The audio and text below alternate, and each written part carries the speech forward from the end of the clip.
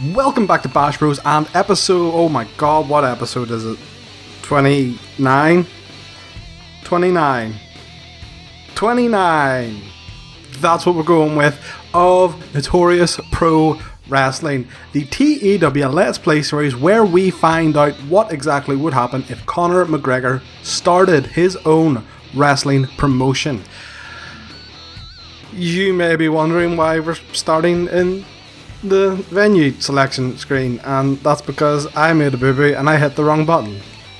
So that's that. So we will go over the news after I book the show, but before any of that, let's talk about last time you guys were here, and that was July week 4, our Fallout show from the King is Back pay-per-view. I don't know what the ratings were, because I can't get to the screen right now. But, you know... Oh no, I can. Oh yeah, I can. July week 4. Yeah, here we go, yeah. God, I am winging it and nailing it at the same time. So this was our show. We had to cover a lot of the matches that were missed in the pay-per-view, but overall it came out pretty strong with a 50 rating.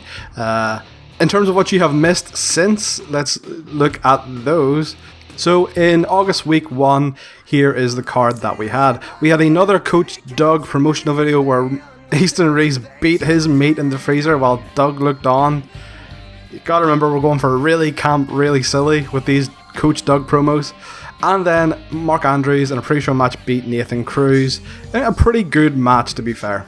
And then to add a bit of a dissension to the Grado Talent Agency storyline, everyone celebrated with Andrews apart from Kenny, who's a bit pissed that he is no longer the crown jewel of the Grado Talent Agency. Into the main card then, we had Tennille Dashwood beat Amy Alonzi, the Irish Unicorn. Afterwards though, Tennille Dashwood insulted Amy Alonzi, calling her too nice, and sent a message to Zia Brookside that this is what happens when you're too nice, you become a joke. Then we get a spooky promo from Penta. He's back in a dark area. The Master's angry at his and Sonico's failures, and he is scared. Scared for himself, scared for Sonico, and scared for NPW. Then we had Alpha Female and Viper go to a double count out. This is to set up their Falls Count Anywhere match that was originally going to be on the pay-per-view, but we'll get to that. The fact that these two horses couldn't be contained in the ring means that they will have a Falls Count Anywhere match. Then we had a contract signing between Grizzled Young Vets and the Mighty Don't Kneel for the tag tournament finals. But this flew off the rails whenever Kings of the North and the Lycos Gym intervened and got into a massive brawl. And in the main event, in a non-title match, Carlos Romo defeated Chris Hero when a newly debuting Will Hobbs interfered and has joined Carlos Romo and Ace Austin as their bodyguard. Then on to week 2, a couple of pre-show matches here, nothing too exciting other than Hobbs is then introduced as Ace and Carlos' new bodyguard. 8-man action as Grizzly Young Vets and the Mighty Don't Kneel took on Kings of North and Lycos Gym and beat them, but afterwards faced off, a bit of tension, a bit of sauce, what the fuck? Bit of sizzle to the steak, what the fuck am I talking about? For their match at the, well, it was going to be at the pay-per-view, but again, we'll get to that. And then Alpha Female beat Maiko Satomura just to give her momentum going into her title match, and then it was announced after another brawl between the two females, staff had to pull them apart, there'll be a Falls Count Anywhere match. Which brings us to the current week. Now, there was a bunch of times there I said we'll get to that. That is because I was smart this time and actually looked ahead to who was available for the pay-per-view. And it turns out, not a lot of people. So, when they are available though, is tonight. So this night's Wanted is going to be fucking amazeballs with every single title being defended tonight, and then the pay-per-view is gonna suck. Well, it won't suck, but yeah, this is like what AEW does, where they're just like, yeah, weekly TV, fuck it, put it on. Title match, sure, fuck it, put it on. Any of the title matches I was going to put at the pay-per-view are going to be reshuffled and put here instead. Tonight's Wanted instead. And with all that being said, let's book possibly our most stacked Wanted yet. And we are back, coming at you from the Sunflower House in Belfast. It is Thursday Night Wanted, and look at this fucking card. Oh my god, every title we have is on the line, including the finals of the tag team tournament, which obviously is for the tag team belts. Let's look at this card, right? In the pre-show then, we have a wee angle for Zia and Tennille's feud to continue. We have Mark Andrews versus Joe Henning.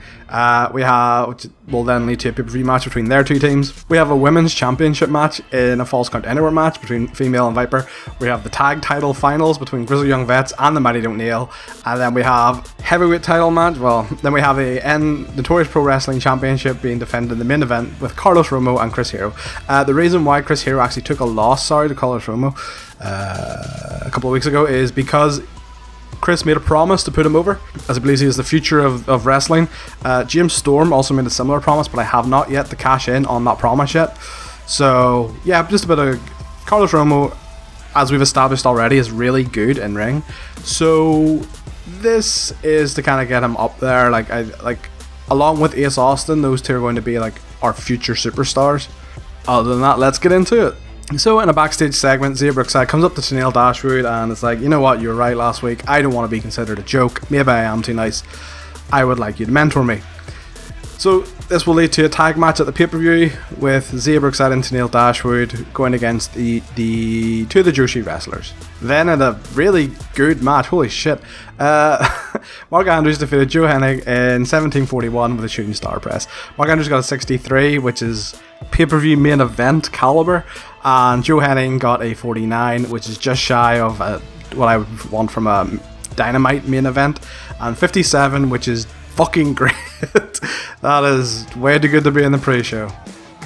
Afterwards then, Joe Hennig is embarrassed he's lost, so him and the Davey Boy Smith challenge GTA, the talent agency, to a match at the pay-per-view. All of them seem up for it, except for Kenny Williams, who is maybe a little bit dejected, maybe a bit more like, why am I putting myself through this shit for people who don't appreciate me? 44 overall, which is not bad. Then on to the main card. In a bout that had fantastic heat and great wrestling, Viper defeated Alpha Female in 1309, which makes this defense number 3 for Viper and the title. Alpha Female had 49 and Viper had a 46. Viper is... I kept saying as Viper got more over, she would get better, and it just kind of hasn't happened. 46 is good. It's not bad, but whenever Kelly Ray was getting over 50, whenever Alpha Female is getting just below 50, whenever your champion is the lesser in the matches, something's maybe not quite right. So yeah, bit disappointing. 44 is grand. Actually, 44 kind of maybe a bit low. I would have liked it to be between 46 and 49. So we're a bit on the low side, but still perfectly acceptable. And then, in an exceptional match, Grizzled Young Vets defeated the Mighty Don't Kneel. God, there's going to be a lot of stuff to talk about. In 15-17, when Zach Gibson pinned Shane Haste with a Ticket to Ride. During the match, we also saw James Tate turn heel and Zach Gibson turn heel, and they won the titles, and it was a part of the tournament, and who didn't see this coming? So the Grizzled Young Vets turned heel. So the story going into this match was the Grizzled Young Vets, both teams were face, but the Grizzled Young Vets were doing everything they could, and they just could not put the Mighty Don't Kneel away. They hit Ticket to Ride, Ticket to Ride, Ticket to Ride. The Mighty Don't Kneel just wouldn't go down.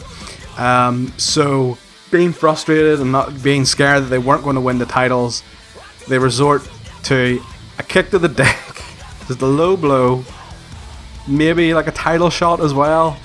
Any heel antics, insert heel antics here, and that's what they did and turned heel. Like, the Grizzled Young Vets are just born as natural heels. I had them as a face to start off with, just to kind of fill in the fact we had uneven number of faces and heels.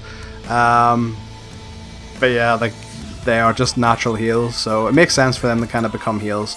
Going into the performances then, so Zach Gibson had a 55, which is very good. James Drake a 53, which is good. Shane Hayes a 54, Mikey Nichols a 51. Like, all of them are wanted main event performances, and the match itself was a 53, which again is a wanted main event performance. So afterwards then, Conor McGregor comes in, not happy about the way that the Grizzled Young Vets won the titles, but begrudgingly hands them over. And they celebrate with the belts, getting booed out of the building. 81, there's like Connor do most of the talking. A little bit of Zach. James Drake doesn't talk, ever. Main event time. So, in an exceptional match, Chris Hero defeated Carlos Romo in 2024 with Hangman's Clutch Facebuster. So 54 from Carlos and 57 from Hero. And came to 56. Maybe would expect a bit more, but they're maybe limited by the time. Usually when I do a pay-per-view main event, it's like 25 to half an hour. This was only 20, due to the fact we only have an hour to play with. But still, it's what I would want from a main event from our weekly TV show, so that's good. And then afterwards, the heels, Romo, Austin, and Hobbs attack Hero until Eastern Race and Doug make their miraculous return and make the save, leading to a tag match at the pay-per-view. So we got a 15-9, which is not bad at all. Everything was solid, and then a nice performance from Connor made that go up. So a couple of bits of interesting news coming out of Wanted before we get into the news that I missed at the start. Hogan's retired. This will be like, what, the 6th time? Yeah. What do they have? Egomaniac personality. I actually never knew that because I never used Hulk Hogan. That's about right. Oh wow. Oh wow. Egomaniac, money motivated, political player. That doesn't work for me, brother. What attribute is that? This worker never proactively offers to put people over and won't be interested even if directly asked to do so. Wow. He has his own negative attribute. That's awesome. No stunts, but there's a babyface. Selfish performer, a desperado. Unless forced to through injury, the worker will not retire until they're he is 67. Can't fight time. The worker loses their skills at a faster rate than normal during their decline phase. Homebody. The worker will not become available in new game areas. Fitness fanatic, troublesome back, wrestling in the blood, a marketing dream. Wow, it's a mixed bag right there. Wow, God, he's such an asshole. I get what he did for like. Oh, we get him in as a color commentator. No, fuck that. So in real life, last week, the week before, Bray Wyatt was released from WWE. So this is a bit bittersweet reading this, that he is re-signed with WWE. That is, wow. I'm not like I could go on a rant about how WWE fucked up Bray Wyatt in real life, but what's the point? Everyone knows they fucked it up. As I said before, I misclicked and missed the chance to go over world news before, but I've got the opportunity now. So the first thing I want to talk about is that there's a new promotion in game, and that is HWC. These guys, Historic Wrestling Championships. Oh, they hired BG James. I didn't even know that. There we go. BG James is their head booker. So they look like they're going to be like an NWA style of company. Like classic balance is their core product. Like there's no women's wrestling. It's all regular focus. So yeah, like that seems to be what they're going to be. Judging by the people they've signed as well, that's what they're going for. Like, you know, BG James, Brian Pillman Jr., Manny Garcia, Justificus as well. Oh, he's still alive in this. Oh, he's dead in real life. Oh, I just made myself sad. Oh, damn it. Oh, god damn it. Buddy Royal, Alan Angels, who's actually 5 in AEW. Couple of people there. I think it's always cool. I always love when a new company enters a game. I think it's so cool. I think it's so interesting. I love seeing what happens. Kind of pissed they started above us in the world rankings. What the fuck? But you know, we're progressing. Like we're above Rev Pro now, which is awesome. But they have obviously like they really fell from grace considering they were like 22, I think, when we started this game, and they're down to like 47. So they have dropped off a cliff. And the other news is that Ring of Honor released 3 pretty big names for themselves. I assume for like I believe there's probably like the 3 highest paid members of the roster, so probably for money reasons, but Maria Manic was released. Jonathan Grisham was released. He is a very good technical wrestler. He currently is the ROH Pure Champion. I'm guessing they released him with the belt. Like, he's very good. And the last one, who I am humming and I am high, Jay Lethal. Jay Lethal carried ROH through very, very dark times. Like, he had one of the best ROH title runs of all time, and the TV title as well. Dude is a franchise player. As far as I know, no one has signed him yet, or is even in talks with him, so we could have Jay Lethal to ourselves, which is a massive, massive deal. Like, if I brought him in, there's like a future, like, heavyweight NPW champion right there. Well, I feel.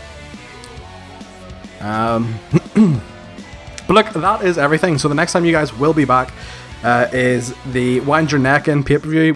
I still think it'll be a decent card, but overall, compared to what we just put on free TV, not even TV, on YouTube, it could be very disappointing. But you will be back for it. Please come back for it. I know I did a great job of selling it just there, but please come back for it. As usual though, if you did enjoy this episode, please leave a like and subscribe. And if you have any ideas for storylines or feuds, or hell, do you want me to sign Jay Lethal or not? Do leave them in the comments below. With all that being said, I will see you next time on Bash Bros.